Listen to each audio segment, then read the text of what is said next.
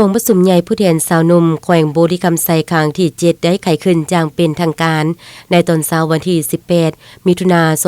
2025อยู่ที่สโมสรใหญ่ของแขวงภายใต้การเป็นประธานและกล่าวเปิดกองประชุม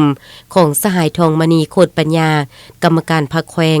กรรมการศูนย์กลางสาวหนุ่มเลขาคณะบริหารงานสาวหนุ่มแขวงบุรีคำไซ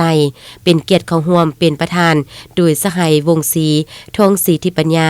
คณะประจำพรรคแขวงประธานแนวเราสังสัตย์แขวงสหายทองลีศรีสุริศห้องเลขาคณะบริหารงานพรรคห้องเลขาคณะบริหารงานศูนย์กลางสาวหนุ่มประชาชนปฏิวัติลาวมีแขกทุกเชิญพร้อมโดยผู้แทนสมบูรณ์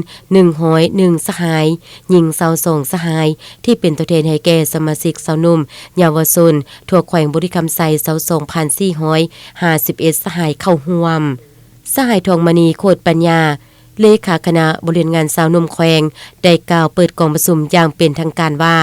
กองประชุมใหญ่ผู้แทนสาวหนุ่มแขวงบุรีคำไซครั้งที่7มื้อนี้ได้ไขขึ้นเป็นทางการอย่างสง่าผ่าเผยและในท่ามกลางบรรยากาศที่ทั่วภาคทั่วกองทัพและทั่วปวงชนลาวเว้ารวมบ่เฉพาะสาวหนุ่มในทั่วแขวงพวมอยู่ในระยะท้ายสมัยของการออกแข่งขันจะตั้งพันขยายมติกองประชุมใหญ่ครั้งที่11ของพรรคมติกองประชุมใหญ่ผู้แทนสาวหนุ่มทั่วประเทศครั้งที่8มติกองประชุมใหญ่ครั้งที่7ขององค์คณะพรรคแขวงและมติกองประชุมใหญ่ผู้แทนสาวหนุ่มแขวงครั้งที่6ให้ปรากฏผลเป็นจริงอย่างเป็นขบวนฟุดฟื้น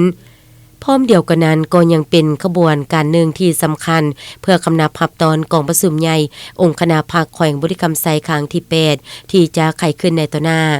แนวก็เดียวกันสหายวรรณศิลป์สอนวิไล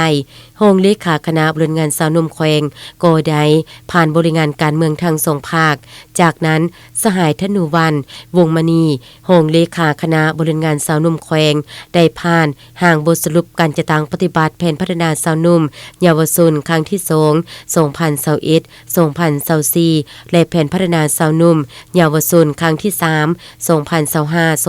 2025-2029และในโอกาสกองประชุมสาวหนุ่มคงเขตป้องกันชาติป้องกันความสงบประกอบคำเห็นต่อการประกอบส่วนจะตั้งส่งวาระแห่งชาติตัวแบบสาวหนุ่มประกอบคำเห็นการพัฒนาวิชาชีพสร้างเวทงานธรรมหลังจากนั้นก็จะได้ผ่านห่างบทสำรวจการนำพารวมของคณะบริหารงานสาวหนุ่มแขวงสุดเก่าและมีการมอบใบย่องโย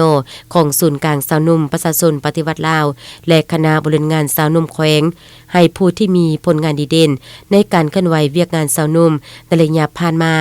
พร้อมนี้บรรดาสหายผู้แทนกองประชุมก็ได้พร้อมการใส่สิทธิประชาธิปไตยของตนปอนบัตรเลือกตั้งเอาคณะบริหารงานสาวหนุ่มแขวงสุดใหม่